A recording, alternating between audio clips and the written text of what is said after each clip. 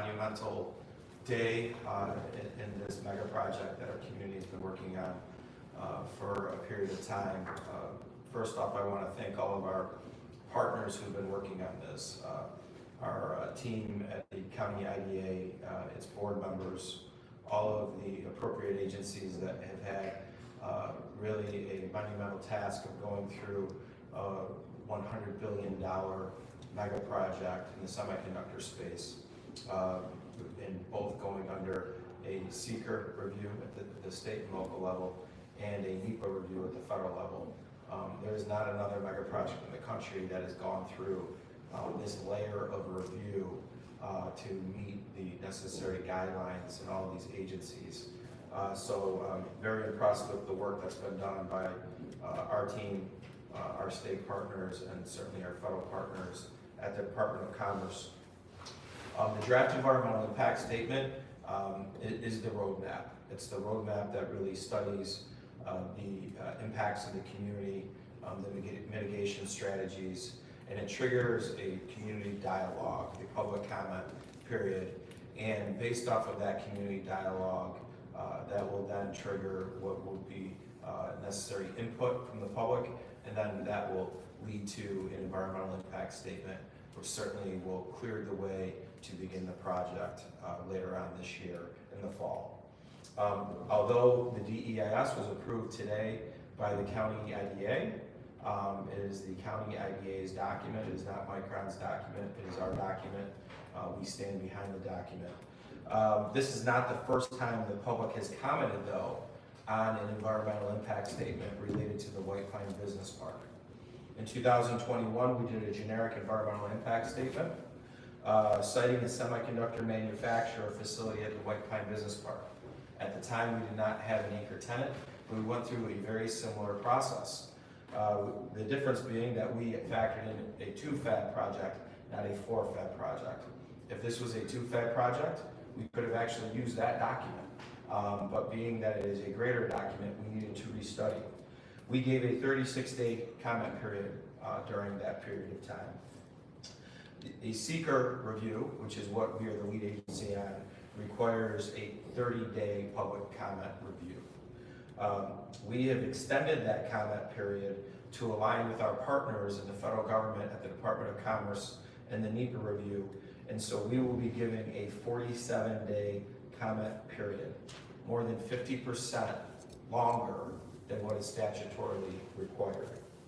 The feds will give a 45-day review and as a comment period. We cannot, it's important, NEPA and seeker, because we're co-lead agencies, need to be on the same timeline. We cannot do one compared to them doing another. That's very important. And this is where we've both aligned ourselves. What's important is that this comment period is not the only time that the public will be able to comment on specific items necessary for this project. For example, there will be comment periods when it comes to permitting. So if you're interested in the New York State DEC wetland permits or the air permits, these appropriate agencies will have their own comment periods as well throughout this process. The main document is obviously a large document. I do believe we have to have a physical document, but I do think you've had access to all of that, and certainly if you have not, our teams will help provide that. Related to public hearings are optional under the state environmental review law. We have decided to hold 3 public hearings all on the same day, making sure that no matter what your work schedule is or your own schedule with your families, you have an opportunity to get to one of these 3 public hearings. On July 24th at Liverpool High School, we are encouraging the public to participate in 3 different public hearings. The first being 10 a.m. to 1 p.m., the second being 2 p.m. to 5 p.m., and the third being 6 p.m. to 9 p.m. In addition to that, there are multiple key elements and findings in this document that will shed light on many of the questions the community has had over the last few months and even years at this time. Related to key design elements, Micron is going to propose to build a rail spur site as part of this project. This will facilitate a more efficient construction timeline. It will minimize the need to rely on transportation of construction material by truck over the proposed project's 16-year timeline. It will minimize the environmental effects such as truck transportation, particular effects relating to increased transportation emissions, noise, and traffic congestion as examples. Micron's preferred alternative includes the construction of a 3,900 square foot site access driveway running west from Route 11 in the town of Cicero onto the Micron campus. Just think about that's how big this business park is. It starts on Cognoy and it ends on Route 11. In addition to that, there'll be critical improvements necessary at Route 31, Interstate 81, specifically likely a exit off of Sneller Road that would help mitigate post-construction traffic effects from operations and supporting a seamless movement of employees, suppliers, and logistical operations. Micron has incorporated its project design GHG reduction measures, greenhouse gas, as related to its direct process emissions control measures that will significantly reduce GHG emissions. Total GHG emissions avoided equate to 8,201,791 TPY. TPY, I don't exactly understand what that stands for right now, but somebody can hit on that if you don't know that. Micron will also achieve gold LEED status for all fabs and use commercially viable, reasonable efforts to achieve LEED Platinum certification for all office buildings. Micron will install on-site renewable energy systems, such as solar panels and on-site battery storage systems to supplement the proposed project's energy supply to the extent practical. Micron will also address resource commitments, water resources, specifically wetland mitigation to offset the loss of wetlands. Micron will establish and restore a total of 422 wetlands. That's a 2-to-1 mitigation ratio. So they are creating 2 wetlands for every one that is being disturbed. Approximately 1,341 acres of land within the Oneida River watershed will be protected in perpetuity under the mitigation plan. And Micron will also purchase 9 in lieu fee program credits. Micron will address biological resources in many ways with significant mitigation to reduce the impacts on federal and state listed bat species, including our friendly Indiana bat, and state listed grassland birds. Micron will purchase and permanently protect twice the amount of roosting habitat that would be lost due to proposed project and connected action construction. Micron will fund research and monitoring effects to benefit science-based species conservation and management programs in New York State. Micron and the Wetland Trust have proposed to purchase 650 acres of sufficiently high-quality habitat for permanent protection and restore and manage the habitat as grassland for 15 years to achieve the 3-to-1 net conservation benefit ratio required by the state. From community facilities, Micron will implement an emergency response team to address medical incidents during construction and operation to reduce the need of community facilities. Micron will commit to pay for and support ongoing training efforts with Clay Fire and other local fire departments as a mitigation measure. Micron will work with Clay Fire to determine any future need for the development of full-time professional fire service. The determination of future needs planning could be completed through a feasibility study or a similar alternative method. The socioeconomic benefits of the project. Micron will invest $500 million in local and regional initiatives that advance identified community needs. Micron is committed to employing primarily union labor for the construction of this project through a project labor agreement. The proposed project's construction would provide new employment opportunities for unemployed, underemployed, and job-changing residents in the short term and over the approximately 16-year construction period. By 2041, 4 fabs in operation, there would be approximately 8,200 permanent on-site operational jobs.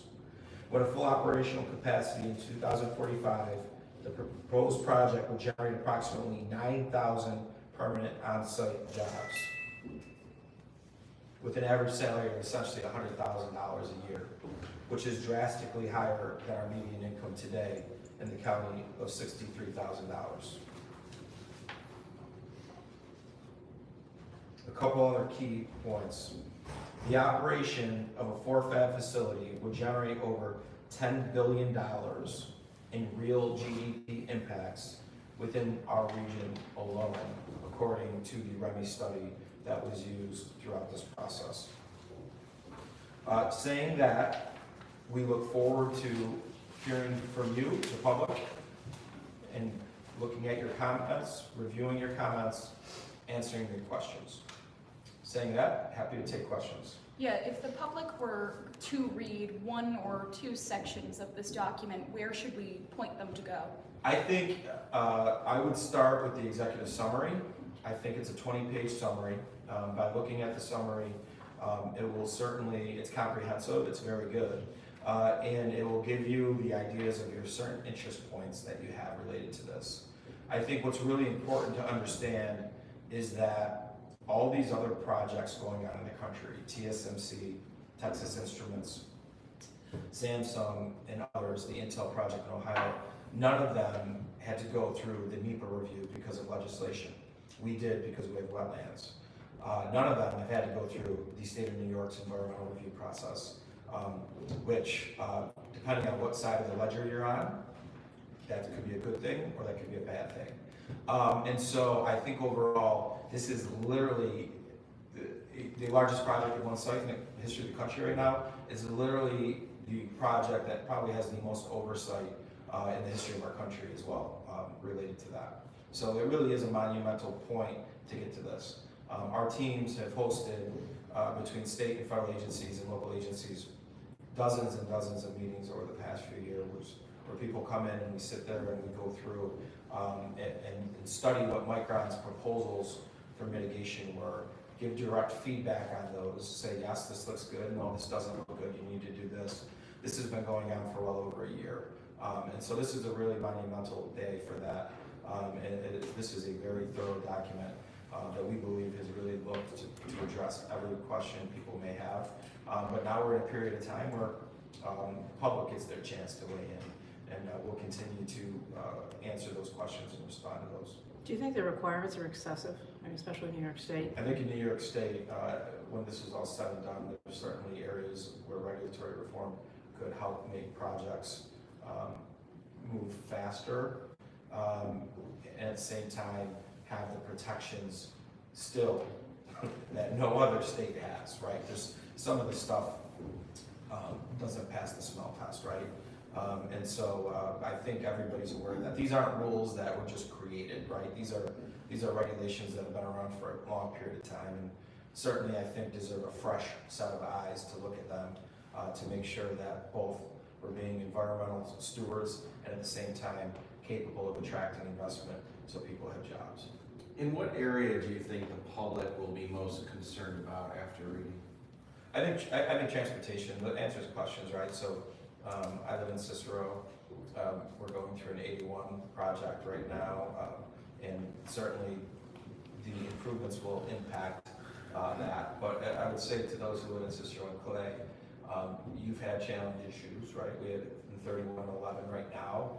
The great news is that this project has got the owner of that infrastructure, being New York State, laser focused on fixing those problems. And they've already made investments, if you live there, with different build outs on 31 and 11 and different turn lanes and whatnot. So traffic's going to get better because of this at the end of the day. But that would be one area that certainly a lot of people have had a lot of interest in. Certainly, if depending on the way you're looking at this, the wetlands have been another thing. The fact that Micron is restoring 2-to-1 wetlands is very noble, and over 1,300 acres that will essentially be forever wild in the Oneida River catch basin. That's really, really positive too, I think. Where should the public be directing questions or concerns about this? To OCIDA. Okay.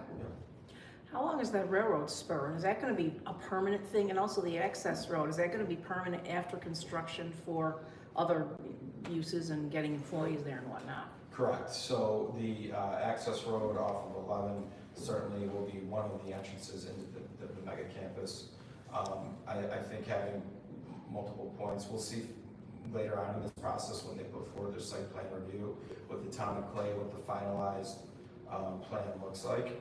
But I think that makes sense. The rail spur is really important. The amount of trucks that would come in and out of that community each day would be onerous. And so by building this, that will take the ability to bring all that fill into the site and other materials by rail. Micron will use it for the next 16 years. Micron will likely be able to lease it and the usage of that to the supply chain partners that will likely co-locate right across the street as well. Was rail access part of the initial attraction at all? I think overall there's a lot of things. I don't think that was like a big thing.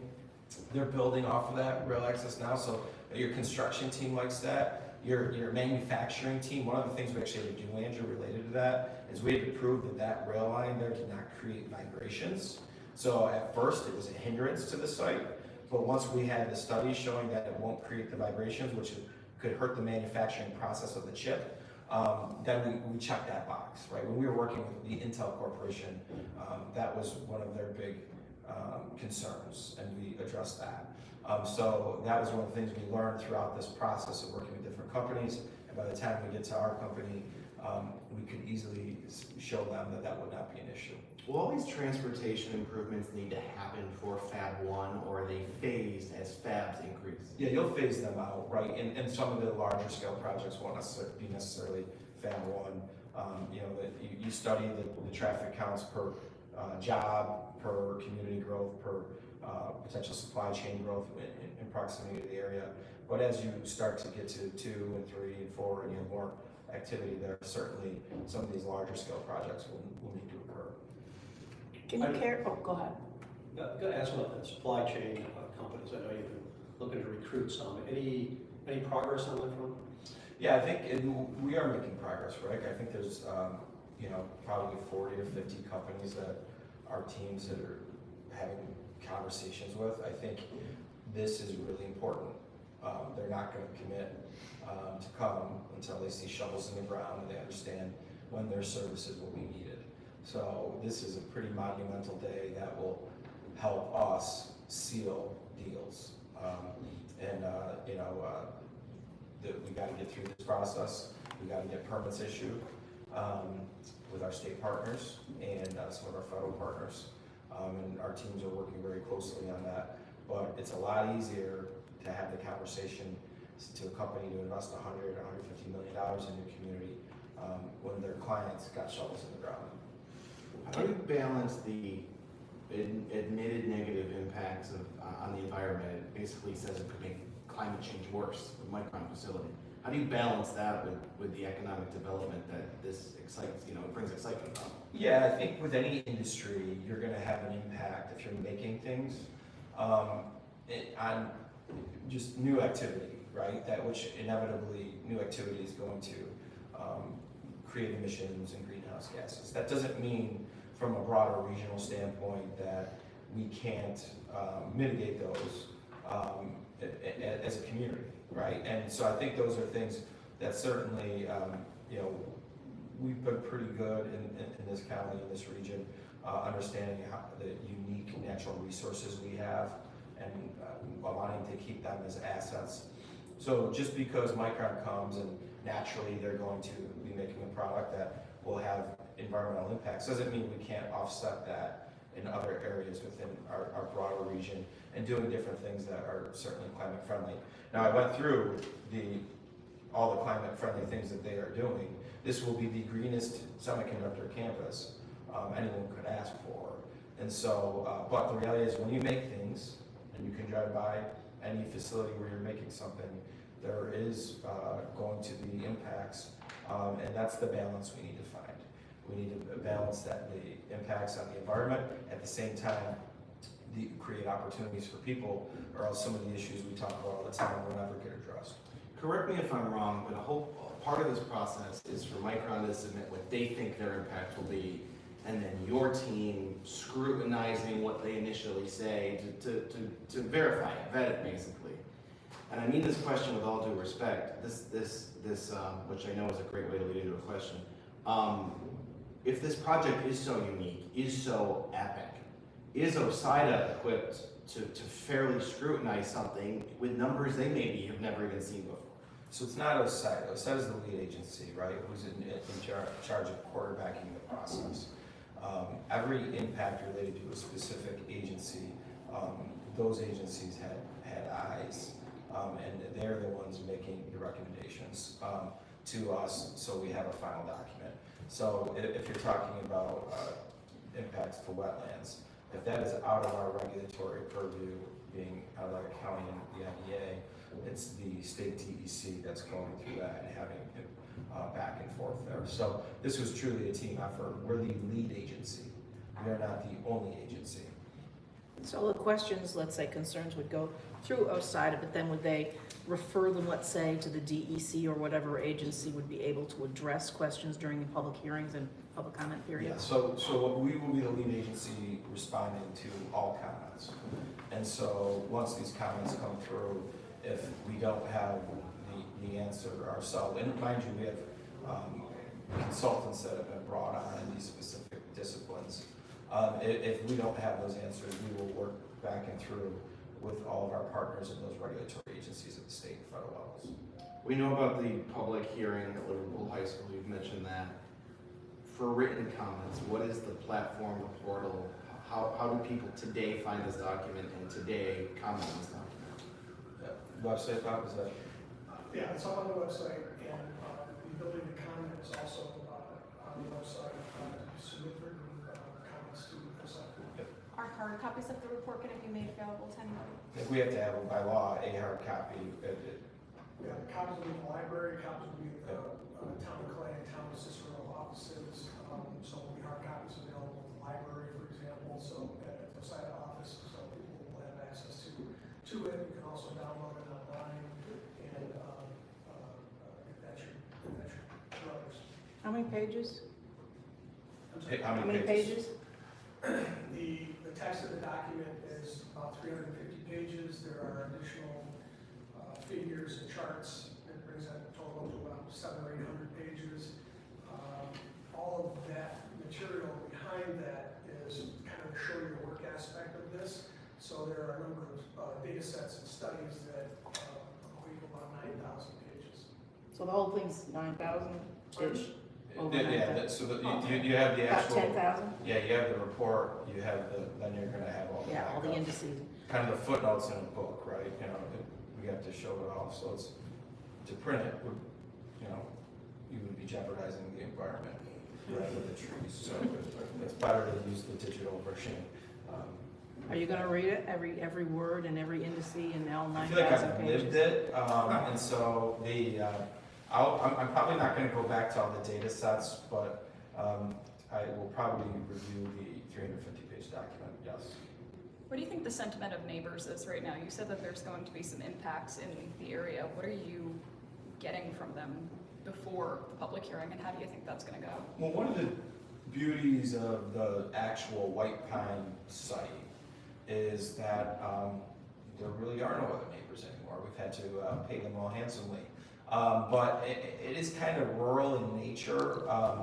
So some of the impacts that you might be dealing with, you're really not. But overall, the reality is a historic investment is coming, right? And there's going to be a lot of construction activity on that section of County 31, not just with Micron, but with our wastewater project that we're doing, and all the way over from the site, sits between the town of Cicero and the town of Clay. So I think that you'll see a lot of activity to begin with, which could create some disruption if that's the way you you travel. Then eventually you're gonna have, you know, a on-ramp or, well, you'll have an exit off of 81 on Sneller most likely. And then at some point, something will be done before 81. So I think over that, like any construction project that we're seeing right now, there's gonna be impacts. Now, what's good is I think people are used to that with the 81 project now, because as much as we may not like it, we're used to it and you plan around it. So I think that's something that will be there. But the other impacts that we're talking about probably won't really impact neighborhoods, right?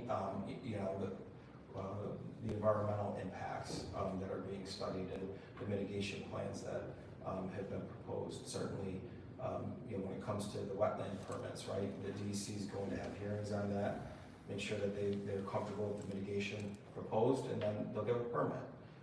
Air permit, same thing. And the other thing related to air permits is that the industry, you have to go back every 5 years and get a renewed air permit, right? So it's not like the company gets one and that's it, right? So as things change, as technologies change, best practices change, the regulatory agencies certainly get bites at the apple. When does OCIDA buy the real estate? When does Micron buy the real estate from OCIDA? You know, we gotta go through that, right? I don't think I'm interested in actually selling off the whole campus right now. That's really significant asset for the community. I think as Micron builds out each fab, we'll probably sell them the real estate in coordination with that. So as you know, Fab 1 and Fab 2 maybe first, and then as soon as they're ready for Fab 3 and 4, we sell them the real estate at that point. And this might be a separate process, but we're so used to OCIDA being the deciding group in tax breaks and financial incentives. When do we get more information about what the county is offering Micron? We know what the feds and the state are through their legislation, but what perks will the county offer? Yeah, so we've offered them a very generous pilot agreement, and we have done sales and use tax abatements. We've put forward commitments specifically for workforce development dollars, you know, for workforce attraction, but also programming. Not the workforce development dollars, not necessarily just for Micron, but to support the project, right? And there's a lot of efforts being done at that level, from the state level, with OnRamp, MACNY, Center State. Workforce attraction is a little different, right? We're gonna go create material to go land in people's Instagrams and whatnot across the country, trying to attract engineers. We also put forward a $10 million investment with Syracuse University as part of this to create the advanced manufacturing program there at Syracuse University, bringing in a research aspect to the local community as well. So these are all things that we made commitments for. The other commitments we made were we're going to provide you with the infrastructure for the industry to be successful. Is the pilot final? The pilot has not been finalized yet, but certainly if you looked at our term sheet that we did in 2022, we're looking at a 50-year pilot. And they pay you per year? They make a payment in lieu of taxes each year. How Yes. much? I don't know on the top of my head. I don't have that schedule memorized. Justin, More than what's happening now, right? It's a government-owned site, so there's nothing happening now. So it will be new revenue to all parties. Just in the whole arc of Micron, how important is this day? Characterize this day in the whole arc of the project. I think it's really important for us for many reasons. One, for the Micron project. Also, it's a message to the industry that we can do these reviews and we can get to the finish line. But you can't, without this, this is what everybody's been saying, well, when are we going to start construction? We can't start construction until we get to this day. And so now we're here. And so we've always said execution was the site first, that's where we are, supply chain second, certainly the workforce aspects, which people are working on, and then the community, right, preparing the housing and all these things. All those other things are very much aligned to this moment. Without this moment, you don't need 20,000 new housing units, you probably only need 5,000 or 7,000 units, right? And so I think overall, this is a pretty monumental day. Outside of the announcement that we won the project, and maybe in Micron's mind, them getting some very good federal grants. This is probably the most important day in the process to date. Brian, can you talk about the 2-to-1 wetland preservation? Where is that property? Does Micron currently own it, or how is that going to? I believe, I think Micron's working with the land trust related to that. Where it is, I'm not exactly sure. It's in central New York, so that could be our county, it could be in Oswego County, Madison. Again, normally in a project, if there's wetlands being disturbed, you do a 1-to-1, if that. So that's not even the case in many states. But here they're doing a 2-to-1. So if that's your issue and that's your concern, there's going to be double the wetlands created in the community because of the disturbing of wetlands at the site, of which the wetlands at the site, arguably, some of them are there just quite frankly because we haven't been out there over the course of the last 24 years unclogging culverts and things like that. You know, wetness has been created. Some of they are not necessarily what you would call pristine wetlands. And they're not site adjacent, they're just in the region. We have to do it within region, right? Where the bat's gonna go? Well, they're gonna create new habitat for the bats. The bats, this is, you know, this bat is doing very well in this community. I don't know how well the bat does in other communities, but I know in this community, wherever we go for a project, we find it. And so, you know, I'll joke with this, I was kind of being sarcastic at a NISAC board meeting, and we had the head of the New York City Water Authority, which basically they get their water from the Catskills, and he brought up the Indiana bat, and I said, geez, that bat's everywhere in my community. And he said, Ryan, that's such a great thing that you have the Indiana bat. I said, geez, I don't know about that. It slowed a lot of things down, but the bat's doing well, but they have to create more space for that endangered habitat. And again, I think it's pretty close to a 2-to-1 ratio of acres that they're working with the land trust to do that. So they'll have more room to spread out and live. There'll be lots of areas. And mind you, part of how we mitigate with the Indiana bat is we don't cut down trees for 6 months a year either, because that's when they're either mating or sleeping. And are there any other like displaced native species or animals that are going to be?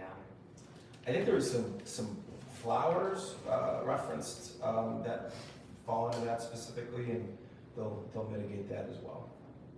In Idaho, would they have just killed the bat habitat? I don't want to just say, maybe not using those terms, but I don't think the concern for the Indiana bat would be the same here as it is in Idaho or Texas. Are you denying what I said, or? I'm not denying what you said, I just can't confirm with direct eye contact or eyesight that would happen.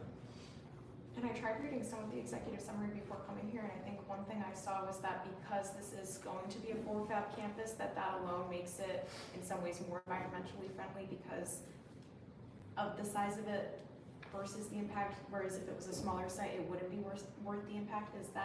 Am I reading that correctly? Yes, because of the scale, you create different efficiencies.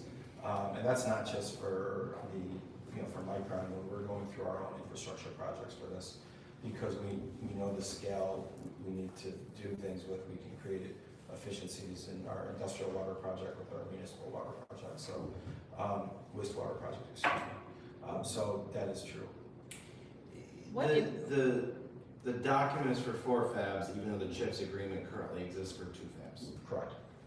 Correct. I think remember the overall, first off, the deal this community got with the anchor tenant is a very good thing. Micron is doing very well as a company. They might even have earnings today, ironically enough, for tomorrow.